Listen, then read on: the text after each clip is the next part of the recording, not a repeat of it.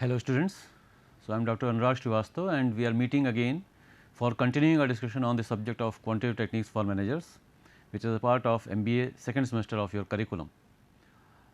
So, in this subject we have already started unit 5 and we are discussing the last model in this particular subject, the last model related to operations research, which basically is covered under this subject, and the model that we are right now concerned with is related to projects, how to plan projects, how to draw specifically the network diagrams for project and how to interpret them and how to also make different computations and calculations related to network diagrams, how to understand them.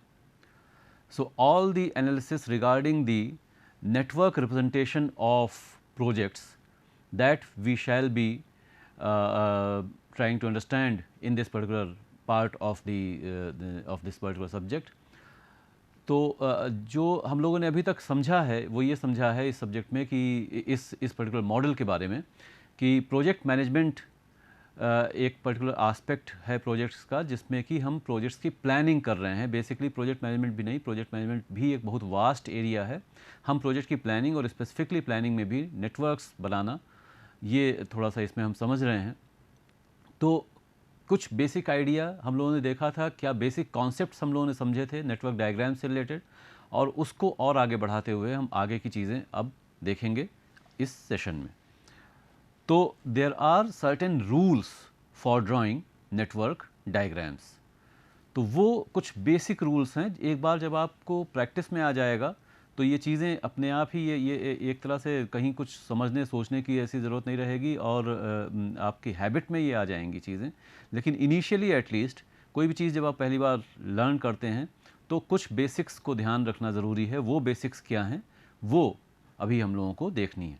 तो एक एक करके कुछ rules हैं, around 10 rules are there for that we should, rules you can say, or certain prerequisites you can say, or some conventions also you can say, that we must always keep in mind while constructing a network diagram.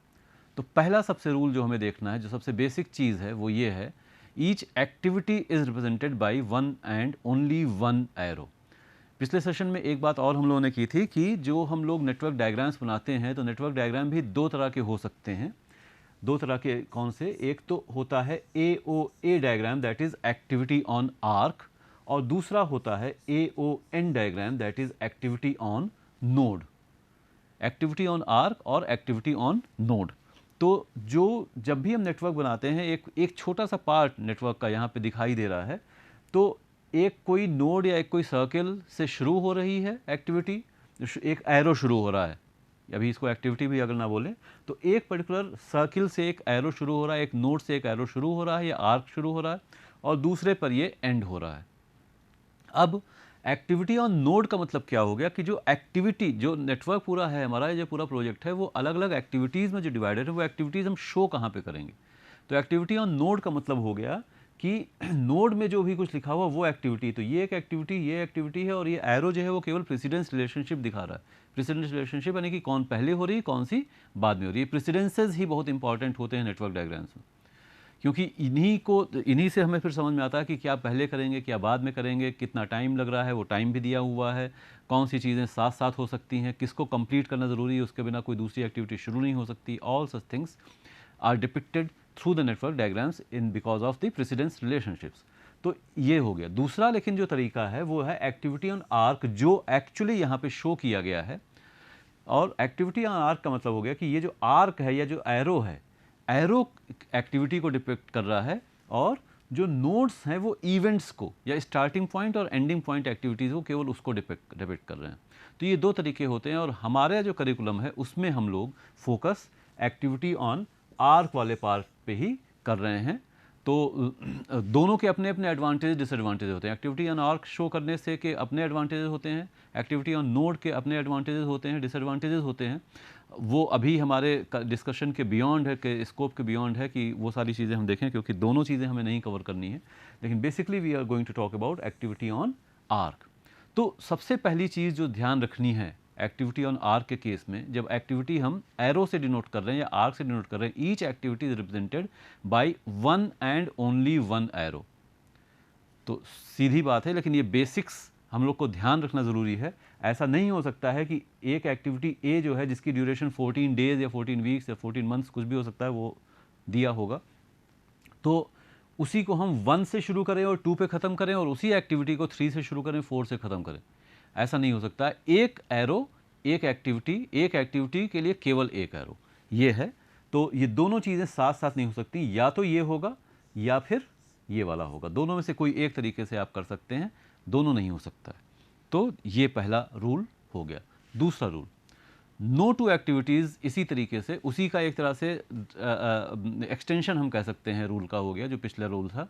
No two activities can be identified by the same beginning and end events. तो कोई दो अलग अलग activities के जो इन beginning और end events हैं वो सेम नहीं हो सकते हैं। तो 1 से शुरू होकर के 2 पे ख़त्म होने वाली केवल एक एक्टिविटी हो सकती है, या तो वो ए हो या तो वो बी हो। ए भी 1 से शुरू हो रही है, 2 पे ख़त्म हो रही है, बी भी 1 से शुरू हो रही है, 2 पे ख़त्म हो रही है। ये नहीं पॉसिबल है, ये गलत है, ऐसा हम नहीं दिखा सकते। तो अगर स्टार्टिंग नोड ऐसा हो सकता है, ये हमने देखा था, जो अलग अलग कॉन्सेप्चुअल चीज़ें पिछले सेशन में देखी थी, तो उसमें इस तरह के एग्जाम्पल्स भी देखे थे। तो ऐसा क्या ऐसा हो सकता है कि स्टार्टिंग नोड सेम हो जाए, ऐसा हो सकता है एंडिंग नोड सेम हो जाए, लेकिन दोनों साथ साथ सेम नहीं हो सकते हैं। तो ए और बी दोनों के दोनों इस तरह से बन सकती हैं, activity A, activity B, starting node तो सेम है लेकिन एंडिंग नोड अलग अलग है। ए और बी दोनों ऐसे भी बन सकते हैं, स्टार्टिंग नोड अलग अलग है और एंडिंग नोड सेम है, लेकिन दोनों ही सेम है, एक ही नंबर के दो नोड नहीं हो सकते। और ऐसे भी नहीं बन सकता है, ऐसे भी नहीं बन सकता है कि हमने ये दिखा दिया ए है बी है।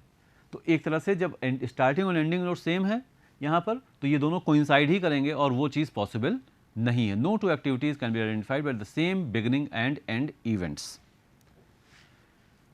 Before an activity is undertaken all the preceding activities must be completed. ये एक तरह से जब नेटवर्क डायग्राम हमारे पास है और हम उस नेटवर्क डायग्राम के बेसिस पर प्रोजेक्ट को एग्जीक्यूट कर रहे हैं, उस स्टेज की ये बात एक तरह से कही जा रही है कि जब हम कोई भी एक्टिविटी, अगर यहाँ पर एक्टिविटी डी है, एक्टिविटी डी है और उसकी प्रीसीडिंग एक्टिविटीज़ 3 यहाँ पर हैं, एक ए है, एक सी है, एक बी है, ये तीनों एक्टिविटीज़ ये डी एक्टिविटी की प्रीसीडिंग एक्टिविटीज़ हैं।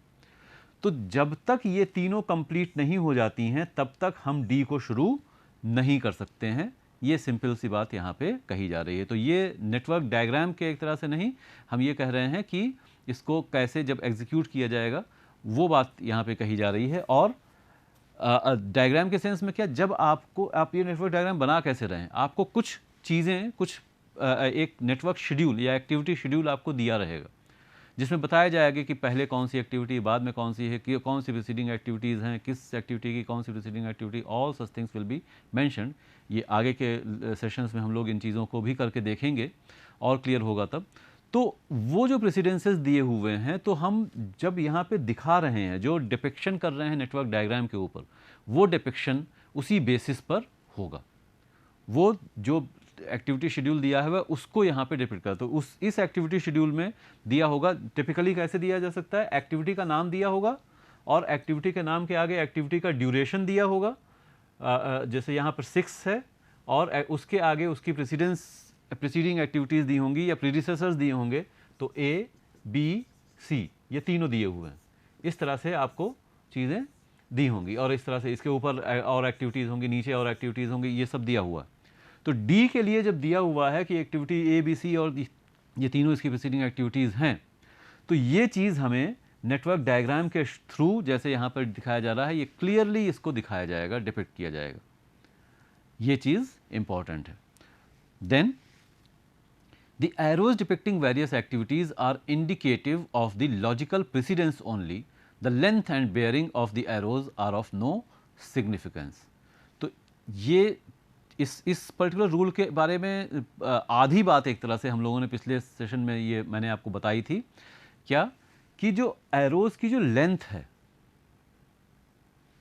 Network diagram is not drawn to scale, network diagram is not drawn to scale. ये स्केल के हिसाब से नहीं होता है, मतलब कि ये नहीं है कि अगर कोई एरो छोटा है तो उसकी ड्यूरेशन कम है, कोई एरो बड़ा है तो उसकी ड्यूरेशन ज़्यादा है।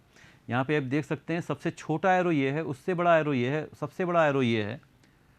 जो सबसे छोटा और सबसे बड़ा एरो है उसकी दोनों की ड्यूरेशन, उन दोनों एक्टिविटीज़ की जो ड्यूरेशन है वो सेम है। और जो ये एरो एक्चुअली है जो कि एक्टिविटी ए का को डिनोट करने वाला जो एरो है, एक्टिविटी डी को डिनोट करने वाला जो एरो है वो ए से बड़ा है, लेकिन फिर भी ड्यूरेशन कम है। तो इससे कोई मतलब नहीं है कि लेंथ कितनी है। The arrows depicting various activities are indicative only of the logical precedence. तो ये बता रहा है, ये तीनों एरोज इस पर्टिकुलर नेटवर्क पार्ट में, इस पर्टिकुलर एक सेक्शन में हम कह सकते हैं, ये दिखा रहे हैं कि ये तीनों एक्टिविटीज़ एक साथ शुरू की जा सकती हैं और कुछ नहीं। तो लॉजिकल प्रेसिडेंस बता रहा है, ये नहीं बता रहा है कि अगर ये छोटा एरो है तो इसको कम टाइम लगेगा, ये बड़ा एरो है तो उससे को ज़्यादा टाइम लगेगा, नहीं। और बेयरिंग यानी कि डायरेक्शन, जो एरोज का जो डायरेक्शन है उससे भी कोई मतलब नहीं है। ये आपके ऊपर डिपेंड करेगा। और ये कैसे भी बना सकते थे, ये हम यहाँ पर अगर जो टाइम है, जो रिक्वायरमेंट है, आगे के डायग्राम की जो रिक्वायरमेंट होगी, उन सब के बेसिस पर हम जो एक्टिविटी एफ है उसको इधर भी बना सकते हैं, कोई इसमें समस्या नहीं। जो बेसिक रूल्स, जो बेसिक कॉन्सेप्ट्स, थोड़े से कुछ चीज़ें वहाँ पे हमने पिछले सेशन में समझी थी, और अभी जो रूल्स हम बात कर रहे हैं उनको केवल ध्यान में रखना है, और कोई चीज़ ऐसी कोई कॉन्स्ट्रेंट्स नहीं होते हैं। तो किधर भी बना सकते हैं, कैसे बना सकते हैं, लेकिन ध्यान ये रहे कि जो प्रेसिडेंसेस हैं वो गड़बड़ नहीं होनी चाहिए, और एरोज एक दूसरे को कट ना करें जितना ज़्यादा से ज़्यादा पॉसिबल हो, क्योंकि अगर कटिंग होगी और एक दूसरे के ऊपर से निकलेंगे एरोज, बड़े नेटवर्क्स में ऐसा, इसको अवॉइड करना बहुत मुश्किल या इम्पॉसिबल भी कभी कभी हो सकता है, लेकिन ज़्यादा से ज़्यादा जहाँ तक हो सके उसको अवॉइड करना चाहिए। क्योंकि अगर एरोज एक ओवरलैप करेंगे, एक दूसरे से को इंटरसेक्ट करेंगे, तो फिर वो नेटवर्क अनक्लियर हो जाएगा और कन्फ्यूज़न क्रिएट कर सकता है। ये रूल लेकिन इतना कह रहा है कि the direction, that means the bearing as well as the length, they are immaterial, they are of no significance. वो आपके ऊपर है, आपने बड़ा छोटा क्यों बनाया है, इसलिए बड़ा छोटा बनाया है कि जिससे कि आप प्रॉपरली नेटवर्क को डिपिक्ट कर सकें, और कोई पर्पस नहीं। Then the flow of the diagram should always be from left to right.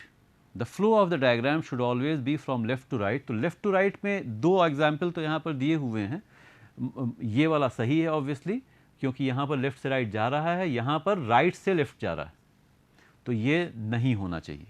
अब ये लेफ्ट टू राइट का मतलब ये नहीं होगा कि केवल पूरी तरह से हॉरिजॉन्टल हो गया। अभी हम लोग जो देख भी रहे थे, कुछ एग्जाम्पल जो देखें उसमें हॉरिजॉन्टल एरोज नहीं है, क्योंकि केवल हॉरिजॉन्टल एरोज बनाएंगे तो नेटवर्क डायग्राम बनाना मुश्किल हो जाएगा, नहीं बना पाएंगे, बल्कि क्योंकि फिर एक ही सीरीज़ में सारी एक्टिविटीज़ हो तभी हो सकता है। तो मतलब ये है कि एरो ऐसे जा सकता है, ऐसे जा सकता है, ऐसे नहीं जाना चाहिए, ऐसे जा सकता है, ऐसे नहीं जाना चाहिए। तो ये सारी चीज़ें थोड़ा सा हमको ध्यान में रखना है। तो this is correct, this is correct, this is wrong, this is correct, this is wrong. तो the flow of the diagram should be from left to right. तो जो टेल है एरो की, एक्टिविटी की जो टेल है और एक्टिविटी का जो हेड है, टेल जो है वो हेड के लेफ्ट में आना चाहिए, इतना आपको ध्यान देना पड़ेगा। ये भी एक ज़रूरी चीज़ है। इससे फ़ायदा क्या है कि एक प्रॉपर जो है वो फ्लो दिखता है, और कहीं अगर आप नेटवर्क डायग्राम हाथ से बना रहे हैं और कोई एरो हेड आप बनाना भूल भी गए, तो भी हमको समझ में आ जाएगा कि आपने अगर ऐसे बनाया है तो ये एरो जो है ये इधर से इधर को जा रहा है, नीचे की तरफ जा रहा है, ना कि ऊपर की तरफ जा रहा है, क्योंकि the flow has to be from left to right. तो ये भी इसका एक एडवांटेज हो जाता है। इसका मतलब ये नहीं कि भूलने का लाइसेंस है हमारे पास, लेकिन फिर भी ये एक कन्वेंशन हम लोग फॉलो करते हैं। तो रूल्स से ज़्यादा ज़रूरी मतलब या सही टर्म हम कह सकते हैं, these are the conventions for drawing network diagrams. The arrows should be kept straight. फिर से हम देख रहे हैं एक ही एक्टिविटी के दो अलग अलग एग्जाम्पल हैं। एरोज जो हैं वो सीधे होने चाहिए, सीधे होने चाहिए, कर्व नहीं होने चाहिए। ये भी रूल ऐसा है जो कि कभी कभी बड़े नेटवर्क्स में, कॉम्प्लिकेटेड नेटवर्क्स में, अगर आपके पास 10-20 वैसे तो जो जितना अभी आप लोग जो पढ़ रहे हैं स्टूडेंट लाइफ में, तो आपको एग्ज़ाम्स में भी और प्रैक्टिस के लिए भी इतनी कॉम्प्लिकेटेड प्रॉब्लम्स नहीं मिलेंगी। 10 से 15 एक्टिविटीज़ से ज़्यादा नहीं मिल, 15 एक्टिविटीज़ भी लंबा ही हो गया लेकिन बहुत ज़्यादा उससे नहीं आपको मिलेंगी। तो जब अगर 15-20 नेटवर्क्स जो होते हैं या प्रोजेक्ट्स जो होते हैं वो बहुत लंबे लंबे हो सकते हैं, बहुत बड़े बड़े हो सकते हैं। मेट्रो का प्रोजेक्ट जो लखनऊ में हुआ, या फिर कोई ओवरब्रिज बन रहा है, या कोई फ्लाईओवर बन रहा है, या रोड कंस्ट्रक्शन हो रहा है, सीवरेज का काम हो रहा है, ये सारे प्रोजेक्ट्स हैं। कोई अपार्टमेंट का कंस्ट्रक्शन हो रहा है, तो ये बड़े बड़े जो प्रोजेक्ट्स हैं इनके लिए हम नेटवर्क डायग्राम बनाते हैं। तो इसमें सैकड़ों एक्टिविटीज़ हो सकती, तो उसमें ये रूल फॉलो करना कभी कभी मुश्किल हो सकता है, but as long as possible, as much as possible, you should try to keep the arrows straight and they should not be curve. हालांकि हम इसको नाम क्या दे रहे हैं, जब हम एक्टिविटी ए ऑन ए बोलते हैं, ए ऑन ए का जो फुल फॉर्म है AOA का, it is activity on arc. तो बोलते तो आर्क हैं, लेकिन बनना नहीं चाहिए आर्क, बनना स्ट्रेट चाहिए, ये ध्यान रखना है। The angles between the arrows should be as large as possible। ये भी एक क्लैरिटी के लिए, नेटवर्क डायग्राम्स में क्लैरिटी के लिए एक ये रूल भी ज़रूरी है, या रूल ये फॉलो करना चाहिए, ये कन्वेंशन अगेन फॉलो करना चाहिए कि जो एंगल है वो ज़्यादा होना चाहिए। ये एंगल यहाँ पर दो तरह से दिखाया जा रहा है, ये छोटा बड़ा एंगल है, ये ज़्यादा बड़ा एंगल है। तो दोनों ही, वैसे तो आप में कोई बहुत ऐसी समस्या नहीं है, लेकिन इसको अगर आप थोड़ा अवॉइड करें, जितना ज़्यादा से ज़्यादा एंगल रखें उतना अच्छा होगा। क्यों ऐसा कहा जा रहा है? क्योंकि फिर जो एक्टिविटी, जब आपने नेटवर्क बना लिया और एक्टिविटी की जब एरोज़ पे जब लेबलिंग करते हैं तो वो क्लियर होना चाहिए। यहाँ पर इस एक्टिविटी का जो नाम है वो B है, इस एक्टिविटी के जो ड्यूरेशन है वो 6 यूनिट्स है, इस एक्टिविटी का नाम E है, इसकी ड्यूरेशन 7 है। अगर ये पास होता जाएगा तो पता चला मिक्स हो सकता है कि किसका ड्यूरेशन कहाँ पर है, किसका नाम कहाँ पर है, ये कन्फ्यूजन्स हो सकती हैं। जितना ज़्यादा एंगल ज़्यादा होगा, जितना दूर होगा, जितना बड़ा एंगल होगा, उतना ये क्लियर होता जाएगा। बस ध्यान ये रखना है, आप देख सकते हैं कि हर केस में जो फ्लो है वो लेफ़्ट से राइट की तरफ ही जा रहा है। तो ये भी एक इम्पॉर्टेंट रूल है जो कि हमको ध्यान में रखना है। The angles between the arrows should be as large as possible. Each activity must always have a tail event and a head event. Simple सी चीज़ है, ये ना भी बताया जाए तो इतना तो समझ में हम लोग को वैसे भी आ जाना चाहिए कि एक्टिविटी की शुरुआत एक इवेंट से होगी, एक्टिविटी का एंड जो है वो भी एक इवेंट से हो रहा है या नोड से हो रहा है। नोड पे शुरू होगी, नोड से ख़त्म होगी। तो कोई भी एक्टिविटी जो होगी उसका स्टार्टिंग नोड या एंडिंग नोड दोनों में से कोई भी मिसिंग नहीं हो सकता है। ये भी गलत है और ये भी गलत है। सिंपल सी बात है कि जो शुरुआत का किस नोड से हो रही है वहाँ पर एक नोड होना चाहिए, एंड जहाँ पे हो रहा है वहाँ पे एक नोड होना चाहिए। तो ये हर एक्टिविटी के लिए ये भी ज़रूरी है। Each activity must always have a tail and a head event. Then dangling must be avoided. ये पॉसिबल ही वैसे तो नहीं है। अगर आपने सही तरीके से सारे एक्टिविटी शेड्यूल को समझ करके, जो भी कुछ रिक्वायरमेंट्स दी हुई हैं, जो भी प्रेसिडेंस रिलेशनशिप दी हुई हैं, उनको प्रॉपरली फॉलो करके अगर आपने नेटवर्क डायग्राम बनाया है तो ऐसी एरर होनी नहीं पाएगी। डैंगलिंग क्या मतलब है? ये this is the dangling error. तो ये अवॉइडेड, वैसे तो हम कह सकते हैं may be avoided is not the correct way of saying it. ये होना ही नहीं चाहिए, ये हो ही नहीं सकता है। कोई डैंगलिंग एक्टिविटी है तो वो नेटवर्क गलत हो जाएगा, क्योंकि कोई भी नेटवर्क जो होगा उसका जो एंडिंग पॉइंट होगा वो केवल एक हो सकता है। स्टार्टिंग नोड केवल एक होगा, एंडिंग नोड केवल एक होगा। एक से ज़्यादा स्टार्टिंग नोड नहीं हो सकता, एक से ज़्यादा एंडिंग नोड नहीं हो सकता। और अगर कभी ऐसी ज़रूरत पड़ रही है, ऐसी कुछ सिचुएशन दिख रही है, तो वहाँ पर हम लोग जो पिछले सेशन में बात की थी डमी एक्टिविटीज़ की, तो डमी एक्टिविटीज़ का इस्तेमाल ऐसे के सिचुएशंस में हम लोग करते हैं जब भी ऐसी दिक्कत आ जाए कि ये दिख रहा है कि एक्टिविटी जो F है यहाँ पे, जो 1 से 4 पे ख़त्म हो रही, 1 से शुरू हो रही है, 4 पे ख़त्म हो रही, ऐसी अगर सिचुएशन हो रही है कि ये इसके आगे कुछ है ही नहीं, तो इसका एंडिंग नोड आपको ले जा करके आगे बनाना पड़ेगा। एंडिंग नोड, पूरे नेटवर्क का एंडिंग नोड एक ही होना चाहिए। ये पॉसिबल नहीं है। तो डैंगलिंग, ये एक तरह से हवा में झूल रही है, लटक रही है एक activity, that is not permissible. It is not permissible, not allowed. गलत हो जाएगा तुरंत आपका नेटवर्क डायग्राम। एक और चीज़ यहाँ पर दिखाई गई है जो कि यहाँ मेंशन तो नहीं किया गया है, लेकिन एक और एरर यहाँ पे दिखाई जा रही है, और वो भी अगर प्रेसिडेंसेस आपने सही से फॉलो की हैं तो आएगी ही नहीं। लेकिन फिर भी अगर कहीं कुछ दिक्कत आ सकती है, मान लीजिए आपने नेटवर्क का पूरा प्लान ही खुद बनाया है, प्रोजेक्ट का पूरा प्लान ही खुद बनाया है, और आपने कहा कि एक्टिविटी सी जो है वो यहाँ से शुरू हो रही है, बी और ई के बाद शुरू हो रही है, एक्टिविटी जी जो है वो भी बी और ई के बाद शुरू हो रही है, आई जो है वो जी के बाद शुरू हो रही है, और एच जो है वो आई के बाद शुरू हो रही है, और सी जो है वो एच के बाद शुरू हो रही है। ये पॉसिबल नहीं है, दिस इज़ नॉट पॉसिबल, क्योंकि ऐसा करने से क्या हो गया, ये एक लूप बन गया। यहाँ से एक्टिविटी जी शुरू हुई, जी के बाद आई हुई, आई के बाद एच हुई, और फिर से वहीं पर घूम रहे हैं। तो ये लूप जो है, ये लूपिंग एरर, ये इसको हम बोलते हैं this is the looping error. तो ये लूपिंग एरर नहीं हो सकती। ये दोनों तरह की जो dangling error and looping error, these you should absolutely try to avoid, not exactly you can say avoid, ये कतई आप इसको कर नहीं सकते, क्योंकि ये दोनों ही चीज़ें इंडिकेट कर रही हैं कि नेटवर्क डायग्राम में कहीं कुछ भारी गलती आ गई है। ये दोनों चीज़ें नहीं हो सकती। इसी तरह से एक और एरर होती है, कभी कभी हो जाती है, जो कि उतनी, जिसके लिए हम कह सकते हैं it should be avoided, it should be avoided, लेकिन अगर आ भी गई है तो बहुत ज़्यादा प्रॉब्लम उससे नहीं होगी, except for making the network diagram very complicated. तो ये होती है रिडंडेंसी की एरर। कभी कभी ये होता है जो एक्टिविटीज़ हम डमी एक्टिविटीज़ जब यूज़ करते हैं तो ऐसी प्रॉब्लम कभी आ जाती है कि एक्टिविटी के प्रेसिडेंसेस को शो करने के लिए हमें लग रहा है कि हमको डमी एक्टिविटी की आवश्यकता है, लेकिन एक्चुअली वो ज़रूरत है नहीं वहाँ पर, और तब हम बिना ज़रूरत के अगर डमी एक्टिविटी का इस्तेमाल करते हैं तो उसे कहते हैं रिडंडेंसी। फॉर एग्ज़ाम्पल, यहाँ पे हम कह सकते हैं, यहाँ पर ऐसा अगर मान लीजिए हो जाए कि ये जो एक्टिविटी सी है ये तो अवॉइड होना ही चाहिए, इसको ये अगर मान लीजिए नहीं है तो एक्टिविटी सी जो है इसकी जो प्रीडिसेसर एक्टिविटीज़ हैं वो बी और ई दोनों हैं। बी और ई जब तक दोनों ख़त्म नहीं हो जाती तब तक एक्टिविटी सी शुरू नहीं हो सकती। तो हमने एक्टिविटी बी क्या किया, इसको इंश्योर करने के लिए हमने एक्टिविटी बी और ई दोनों को एक ही नोड 5 के ऊपर ला करके एंड किया, और 5 से एक्टिविटी सी को शुरू कर दिया, काम हमारा हो गया।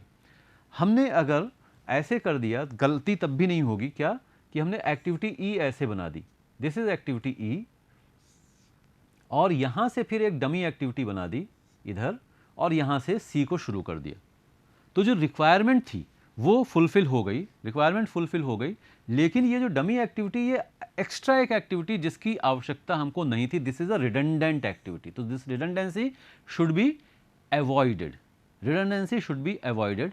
ये हो जाती है तो नेटवर्क में, जो नेटवर्क डायग्राम में कहीं कोई गलती नहीं है, डैंगलिंग गलत है, लूपिंग गलत है, रिडंडेंसी के कारण से कोई गलती नहीं है, लेकिन दिक्कत क्या होगी, छोटा नेटवर्क है तो चलिए एक आध एक्टिविटी आपने एक्स्ट्रा बना भी दी, एक आध डमी एक्टिविटी आपने एक्स्ट्रा बना दी तो बहुत ज़्यादा प्रॉब्लम नहीं होगी। लेकिन बड़े नेटवर्क्स में आप ज़बरदस्ती और एक्टिविटीज़ इंट्रोड्यूस करते आ रहे हैं तो it will make the network diagram, a complicated network diagram, even more complicated and complex.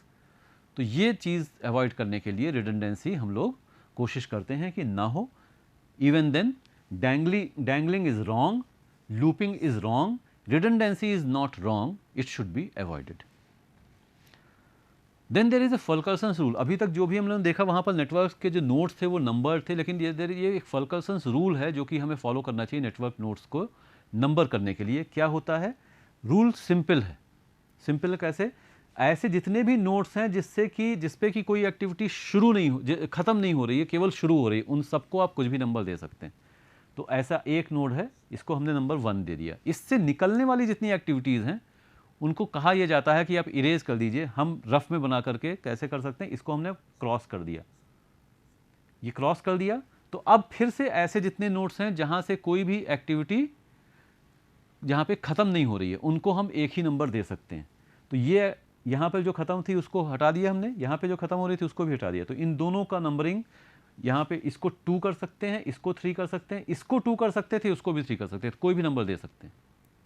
फिर इनसे निकलने वाले जो नोट्स हैं, जो एरोज हैं, उनको हमने हटा दिया। तो ये ख़त्म हो गया, ये ख़त्म हो गया, और ये ख़त्म हो गया। अब फिर से कौन कौन से ऐसे नोट्स हैं जहाँ पर केवल एक्टिविटीज़ शुरू हो रही हैं, एंड नहीं हो रही हैं। तो यहाँ से कोई शुरू नहीं हो रही है, यहाँ से भी कोई शुरू नहीं हो रही है, यहाँ से भी कोई शुरू नहीं। तो इन तीनों को कुछ भी नंबर दिया सकता है। तो 2 3 तक हो चुका था, 4 हो गया, 5 हो गया, 6 हो गया। इनसे निकलने वाले सारे नोड्स एरोज हटा दिए और ये नोड बचा जहाँ पर कि कोई भी नहीं ख़त्म हो रही है, तो यहाँ पर ये हो गया नोड नंबर 7। इस तरह से हम लोग ये रूल अप्लाई करते हैं। और interdependence of the activities must not be violated, तो जो भी इंटरडिपेंडेंसेज हैं उनको हम लोग को पूरी तरह से अच्छे से फॉलो करना है, ये भी एक बहुत ज़रूरी है रूल।